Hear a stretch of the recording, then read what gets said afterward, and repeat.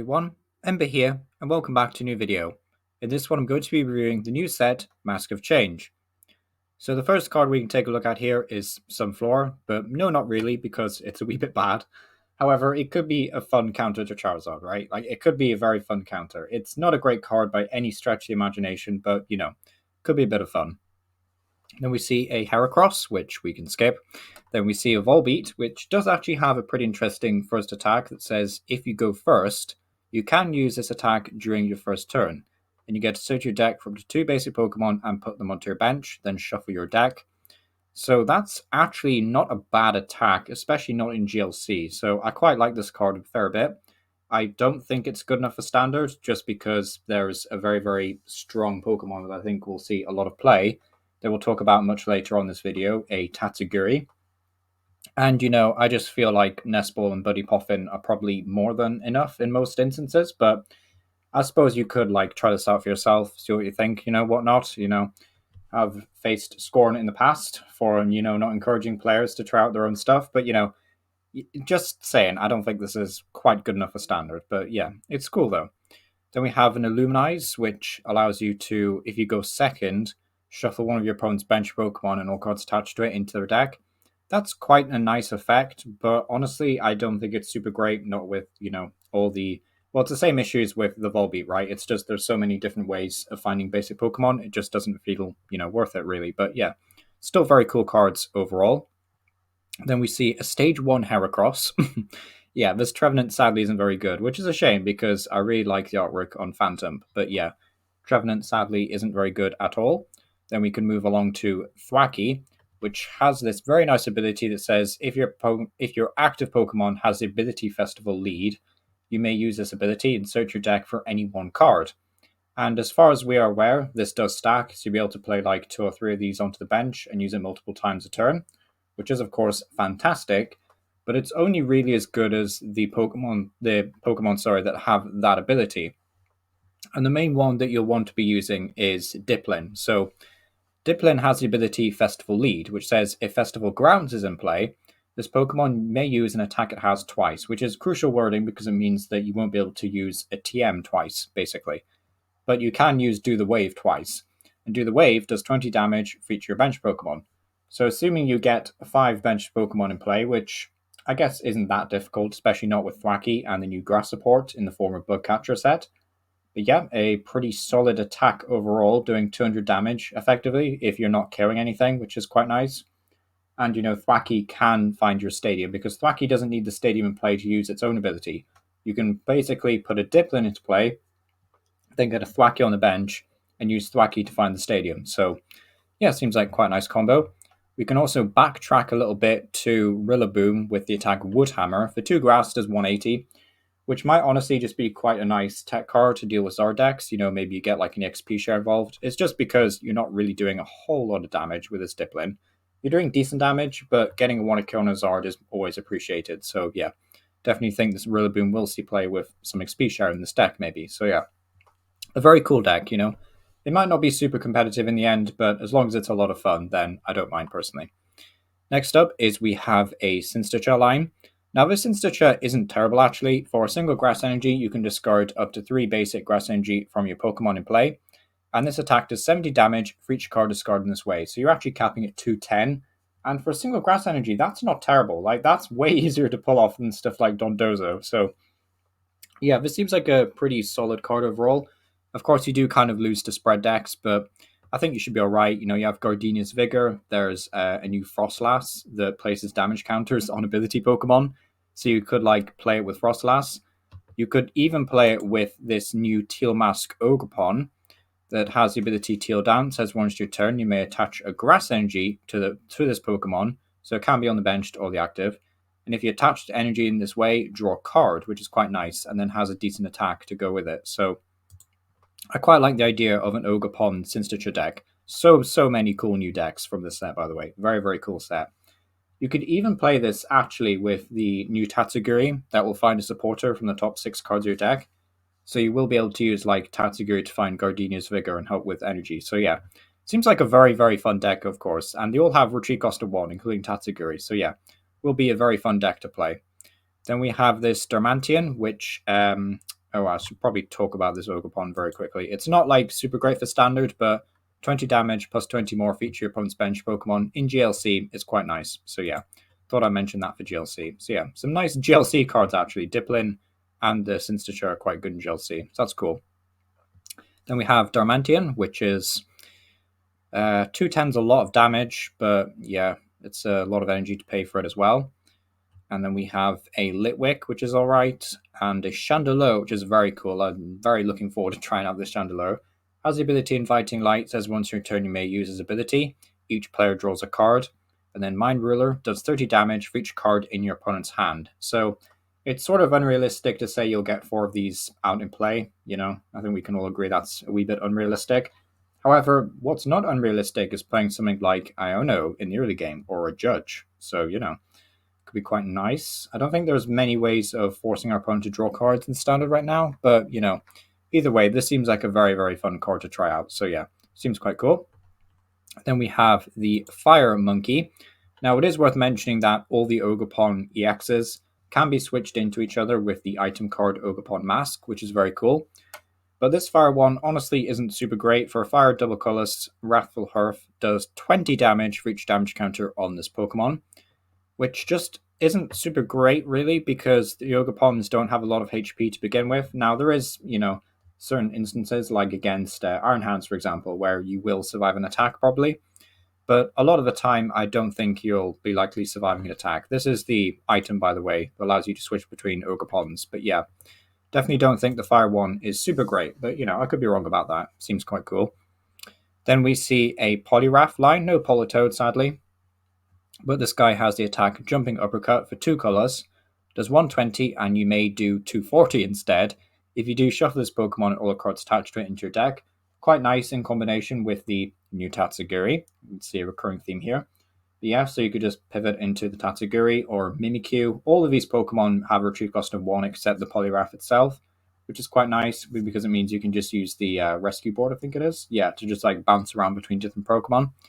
So yeah, Poliwrath definitely seems like it'll be an alright deck. Nothing crazy, of course. You know, these Stage 2 single prize decks just suffer from the fact they're not really ever quite doing enough damage to be relevant, and they're the fact that there's just a Stage 2. And, you know, if you're not Charizard, then you're probably going to have some issues with consistency. I'm getting the words fumbled today. But yeah, Poliwrath seems like a lot of fun. Then we have a Goldine, which can attack twice if you have the Stadium in play, which can be quite funny. You can potentially discard up to 2 energy, but it takes 2 energy itself. It's never surviving a hit. So yeah, Goldine seems pretty bad, but maybe in a control deck, that's all right. But yeah, Goldine seems like more of a meme. And Seeking is not much better. We can skip Seeking. Jinx is kind of cool, actually. You can search your deck for a basic Pokemon, put onto the bench. Then what's really cool is you get to move an energy from Jinx to that Pokemon. So you can conserve an energy and then use a skateboard to retreat. So, or rescue board, I should say. But yeah, Jinx doesn't seem super great. Moving on to my Milotic. Your opponent's Pokemon in play and the cards attached to his Pokemon can't be returned to their hand. Now, this is kind of like a counter to the Super Scoop Up Cyclone, I think it's called. And they called it Suco for some reason. But yeah, Super Scoop Up Cyclone is the new ace spec that was revealed. So yeah, that's quite cool. But honestly, as a Stage 1, I think it's just a wee bit too much really for any deck to add in. But yeah, maybe in a control deck. But either way. Then we have a very cool Glalie Frostlass line. This Glalie alright, actually doing 20 damage for each damage counter on your opponent's active Pokemon. But the main card of interest is this Frostlass, which says during Pokemon checkup, put 1 damage counter on each Pokemon in play with an ability, except any Frostlass. So if you can think of any, like, I guess single prize especially, but any Pokemon really that doesn't have an ability, could take advantage of this, really. You know, like the Sinstachur we mentioned earlier could potentially be used with this. You could also use this to deal with like Tatsuguris because they only have 70 HP. So if you get a bunch of these out in play, you'll very quickly take one down. So that's quite cool. Definitely like the idea of trying this out with something. But yeah, it seems like a cool card regardless though, right? It seems cool. Then we have a Palafin, which is quite nice. So this is like the Palafin actually that everyone's been raving about. But basically, when this moves from the active spot to the bench, so you will have to play like a switch or the that board that we've been talking about all video, the rescue board. Then you get to search your deck for a Palin X and basically keep all the cards attached to it onto this Pokemon, but you shuffle this Palin back into your deck, which is quite cool, so you do get to keep it. And Palin X is a very scary card which hasn't loaded for some reason. Not sure if that's an issue over on my end, or Pokebeach maybe, but I'm assuming it's Pokebeach. Has the ability Hero Spirit that says, put this Pokemon into play only with the effect of Palin's 0-Hero ability, so you can't really cheat it out. However, the attack Giga Impact does 250 for a single water energy, and it has 340 HP, so yeah. I definitely feel like this will be seeing some play, if not some experimentation, right? I think a lot of people will want to try out this Palin. Or I hope they will, because it's a very cool card, and we don't really have anything like this deck in Standard right now, so yeah. Very, very cool card, so yeah. Hopefully it will see a lot of play. Then we have this Iron Bundle, which is one of these, switch this Pokemon, then your opponent gets to switch theirs, but you're only doing 60 damage. Feels a bit awkward, really. I know we've got a lot of like Pokemon we can pivot into in Standard right now, which is cool. You can also modify this damage to 80 very easily with the Capsule and Iron Crown, but yeah. At least there's like ways to play this Iron Bundle, but I personally don't think it's super great. Kind of tempted to skip this one, honestly, but yeah. For 3 energy, Torrential Pump does 100 damage, and you get to shuffle 3 energy from attach this Pokemon, into your deck, and you also do 120 to one of your opponent's bench Pokemon, which seems kind of cool, but honestly, with like loads of Manaphy around and spread decks being quite easily played around, it's still quite good in Baxcalibur decks, I think. Maybe, yeah, you could definitely try this out in Baxcalibur, but honestly, in my own opinion, I don't think this card is like very playable, but yeah, it seems cool though. Then we have another Luxray line, because that's exactly what we needed. So this Luxray X, so 310 HP, so we are a bit of a glass cannon compared to some of the other Major EX Pokemon like Charizard. However, 2 very usable attacks, which is cool. So Piercing Glint does 120, and you get to discard a card from your opponent's hand, and you get to choose, so you get to look at their hand, which is very, very cool. So that's quite scary control implications, actually. And then Volt Strike for 2 lightning energy does 250, and then you get to discard all energy from this Pokemon. I said that like it's a good thing, but yeah. That's alright, actually. Like, Generator's pretty easy to use here. Trying to think of other ways to accelerate energy, not really. Yeah, Generator is probably the safest bet, but 250 is a lot of damage, right? It's definitely a sizable chunk. It will KO a lot of stuff, so yeah, 250 seems good. Shame you're not really getting a 1-hit KO on V-Stars, but either way, seems like a pretty cool card overall. Then we have a Emolga, which does 10 damage to each bench Pokemon in play. Honestly, like, we've seen, was it Spinder in the past that just did 10 damage to each of your opponent's Pokemon, so not really sure why Emolga needed to be worse, but I guess Free Retreat is kind of cool, but yeah. Feels bad. Kilowattrel feels bad. Clefairy. Clefable with Metronome. Kind of sad we don't have Zorbox anymore, but choose one of your opponent's active Pokemon's attacks and use it as this attack. I mean, that's alright, actually. I definitely don't hate this card. There's definitely some powerful attacks you can copy. Maybe, you know, you have to like use Reverse Energy really, because Double Turbo might reduce the damage too much in most instances. But yeah, seems like a very fun card to mess around with, especially in GLC. Then we have Abra that can shuffle itself back into the deck for some reason. Okay, I guess. I'd much rather retreat it, but you know, it's an okay ability, I guess, in a pinch. And then Kadabra does 10 damage and 30 more feature energy attached to your opponent's active Pokemon. That's not a terrible attack, actually, to have on a single price stage 1. Then Alakazam is quite a cool card, actually. I never talked about this guy when I talked about other reveals. But yeah, Strange Hack is an interesting attack. It confuses, then you get to move any number of damage counters on your opponent's Pokemon to their other Pokemon any way you like, which is quite cool, but I can't really think of anything off the top of my head that would make this like super playable, but it's a cool card nonetheless, so that's nice. And Chimaicho is kind of bulk. Swirlix is the other Pokemon with Festival Lead, which is quite cool. So we can place up to 4 damage counters across 2 attacks, which is nice, but 50 HP, you're not surviving a hit. Yeah, I don't know. It feels a bit bad, Swirlix, but it's quite cool in GLC if you can get the stadium out, but yeah. Then Slurpuff, we can probably skip Slurpuff actually, but it's a cool card. Very fun with Xatu.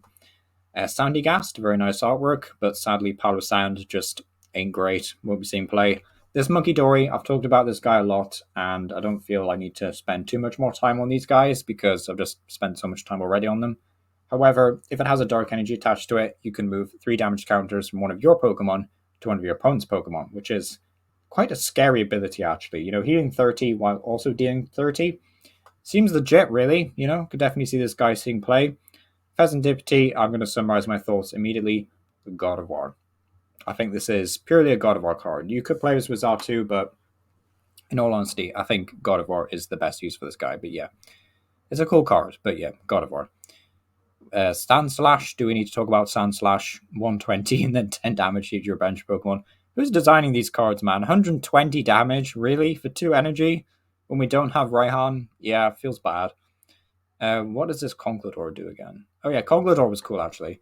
So Conkeldurr says, for 4 energy, but don't worry, you don't play any energy in the deck anyway, does 250 damage, and if this Pokemon is affected by a special condition, it can use its attack ignoring its energy cost. So you don't need to play any energy in this deck, you just play like Brute Bonet with Booster Capsule, which is really cool. So yeah, that seems legit. I know some people have brought up, you could get like Hisuian Sneasel involved with the Dangerous Jungle. But honestly, once you get to like 280, you don't need to be doing more than that realistically, because otherwise it's just a wee bit of a faff. And honestly, what would you need to get a Charizard? Too much. You need like 80 damage from somewhere. So yeah. Conkeldurr, though, it's still pretty cool. Okay, what else do we have? We have, scroll down a bit, a Glimmora, which is quite cool. However, the sad thing about this Glimmora is I think it gets outclassed quite a bit by the other single prize Glimmora from, I think it was Obsidian Flames? Yeah, Obsidian Flames. It was Obsidian Flames or Paldea Evolved. Can't remember which one. But yeah, this Glimmora is sadly not strictly great. But yeah, Okie Dogie, I guess? Yeah, Okie Dogie. 130 HP, which is not very respectable. However, the ability Adrenaline Power says if its Pokemon has any dark energy attached to it, it gets plus 100 HP and its attacks do 100 more damage. So, yeah, that's it's quite crazy. Then you have Luminous Energy with the basic fighting to do 170. Seems legit, right?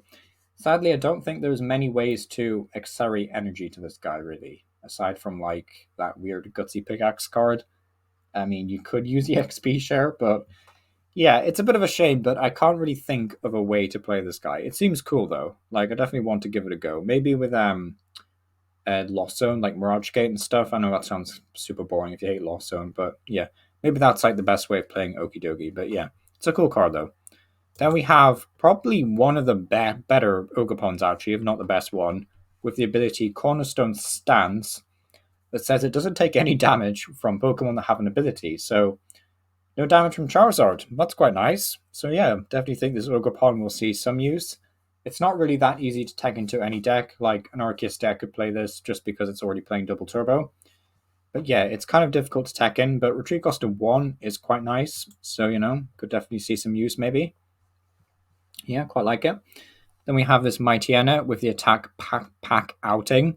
For a single Dark Energy, does 30 damage and then 90 more for each of your benched Mightyenna. So if you have a single Mightyenna on the bench, so 2 in play, you're doing, 120? That's not terrible. If you have 2 on the bench, you're doing 180, 190, 210. Okay, that's not terrible. And if you have all 4 in play, then you're able to do, what is that? It's like 300? You get to 300 if you have 4 in play? That's quite cool, actually. Yeah, this seems legit. I mean, you do have to get them all out into play every single turn, which is quite awkward. But yeah, this seems quite legit, actually. Like, that's a lot of damage. Seems fun. Definitely worth trying out. Sadly, very dead in GLC, but, could be a cool card. We've got a new Venipede line.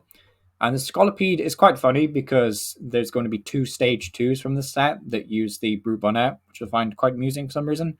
So like the Conkeldurr will want to use Brute Bonet, but so will this guy. So put damage counters on your opponent's active Pokemon until its remaining HP is 10 for Dark Colors. So we can use Reverse Energy, and we can use Dark Patch, and we can even use Neo Up Energy if we really wanted to. So yeah, definitely think this card will see some experimentation. This card just has LDF written all over it, but yeah.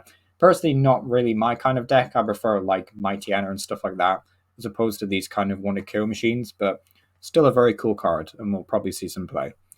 Brute Bonet's alright, actually. 50 damage, then 50 more for each damage counter on your opponent's active Pokemon. yeah, quite scary if you can get some chip damage on them, but you know, where are we getting the 3 dark energy from? Like, we have to use Sada and Dark Patch and stuff. Might get quite annoying, but yeah, it's a cool card though. Then Skarmory is bulk. Skip Skarmory. Aggron does 50 damage for each of your Pokemon that have any damage counters on them. So, okay. So, what are we playing this with? Dodrio? Gengar? It's kind of like worse Zoroark, I guess, but it's a single prizer, even though it's a stage 2.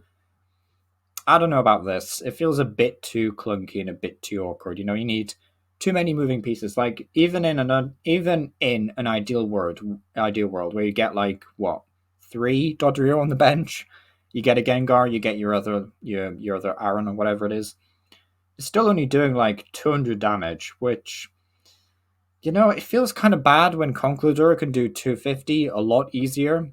You know, I don't know about Aggron. It feels kind of bad. Yeah, it's cool though, but I worry this is just going to be way too clunky, even by stage 2 Fun Deck standards. But yeah, we've got this Heatran, which is quite cool, with the ability Incandescent Body. It says if this Pokemon is in the active spot and is damaged, the attacking Pokemon is now burned. I mean, it's not terrible, it's not great, but you know, an extra 20 damage to have is quite nice. And Steel Burst for a Metal Double Colorless. Discard all metal energy attached to this Pokemon. This attack does 50 damage for each one discarded in this way. So this is very much a GLC kind of card, but you could also play this with like Metang and Astral Radiance Meganzo. So yeah, this seems quite legit actually. Maybe with Metang this could be a solid rogue deck, but yeah, very, very cool.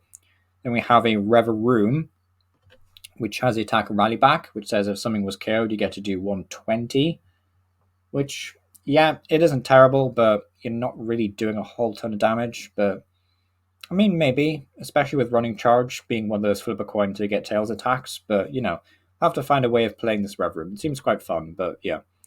That is Rev Room. We have a Droopy Line, which says it has free retreat, but it sadly does not. This Dracolook has the ability Telling Spirit. It says once your turn, you may look at the top 2 cards of your deck, put one of them into your hand, put one on the bottom of your deck. So that's quite cool because it's, I guess, a control buff, I'm assuming. You know, Pidgeot control was quite disgusting. But this card is also just really nice to help with Dragon Ball EX, which is quite cool. Phantom Dive doing 200 damage and putting 6 damage counters on your opponent's bench Pokemon any way you like. A very, very cool attack, you know, like 2 energy, needing 2 different types of energy is a bit awkward, but aside from that, this card seems like a lot of fun. So yeah, it's quite cool that the draw engine is built in as well. So yeah, this card should be cool at the least. Then we get to probably one of the best cards in the set, this Tatsugiri. Once your turn, if this Pokemon is in the active spot, you may look at the top 6 cards of your deck and take a supporter card. And it also has 70 HP and a retreat cost of 1. So yeah, this thing has Buddy Puffin written all over it. So yeah, seems legit, seems very cool. You can just pivot between them, I guess, or pivot into something else. You only need to play like 1 or 2 maybe. You could play 3 if you really, really wanted to, and you were relying on like finding a Colress or finding a Gardenia. But either way, this just seems like a very legit card that's going to help a lot of decks. So yeah, Tatsugiri, very cool. This Farfetch'd that we talked about before, but it has a cool ability that says when you play onto the bench, you may search your deck for a tool card and attach it to this Pokemon. So that's cool, but overall, I don't think this card is super great. It's kind of cool though, I guess, because you can search your deck for a TM, like TM Evolution, then attach a Jet Energy to this guy, and then you can move it to active spot and use a TM. But yeah, I guess that's like the best way of playing Farfetch'd, but it's still quite cool. We have a Blissey EX, which I kind of want to just skip, but we'll just say this right now. I don't think Blissey EX is very good. You know, it's 180 damage for 3 energy. In this day and age, yeah, no, it's not doing it for me, really. Sorry, Blissey, but yeah, bit of a shame, but yeah. As Ambipalom is quite cool, actually. When you evolve it, you get to flip 2 coins for each head, choose a random card from your opponent's hand, and they shovel them back into a deck. Quite nice for like Arbok or Scovalian decks, potentially. It is a bit flippy, you're relying on coin flips, and you'll have to reset it somehow, but either way, seems like a very fun ability to mess around with. Then we have Swana, which I believe is actually the last Pokemon revealed, with the attack Fighting Wing, which does 20 damage, and if your opponent's active is a EX or V, this attack does 110 instead. 110 damage, yay, that's fantastic when you're not hitting any weakness. Feels kind of bad to me, you know, feels bad. Wish this guy did more damage, but yeah, 110 just ain't it, right? Not when Cranman doesn't 110 so easily, but yeah. I guess it could be alright in something, but 110, man, it's so low. But yeah, we got the Ogre's Mask, which just allows you to switch between different Ogre pawns, which is quite nice. Walking Whistle, or Waking Whistle, as I should say, is quite a cool item, although it is a bit of a Snorlax buff, so you know, I'm just offering my general thoughts here. I don't think Snorlax needed any more buffs, but here we are, so yeah. It feels bad, but yeah. And then we have a new A-Spec revealed, Secret Box, which says discard 3 cards from your hand in order to use this card, which is pretty steep, but we will talk about some decks that would want to use this effect. And then you get to search your deck for an item, a tool card, a supporter, and a stadium. So that's quite a lot of, that's a lot of things to be getting out of the deck. However, the discard 3 is a wee bit awkward for a lot of decks. Like rare candy decks typically won't want to use this. However, what it could be good for is like Lugia, discarding Art Shops. You could also play this with, it's escaped my mind, Ancient Box to discard ancient Pokemon and just ancient cards in general. So that's quite cool. So yeah, I definitely think this card has at least some decent potential. Is this maybe the best new A-Spec for Ancient Box? Potentially, It's a lot of stuff to be finding out the deck, but yeah. Secret Box seems quite legit. Up Cyclone.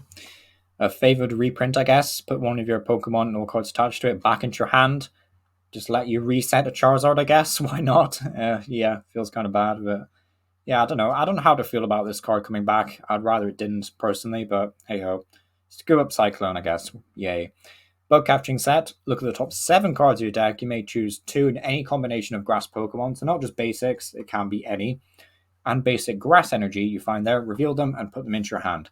Fantastic card. I'm so glad they reprinted this. This is kind of what Torterra needs right now. So it's a huge Torterra buff. It's something for Cincinnati, something for Ogerpon decks.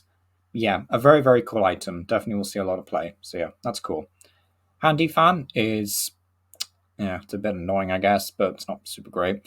Kieran's alright, actually. You have the choice to either switch out, or during this turn your attacks do 30 more damage to opponent's active EX or V.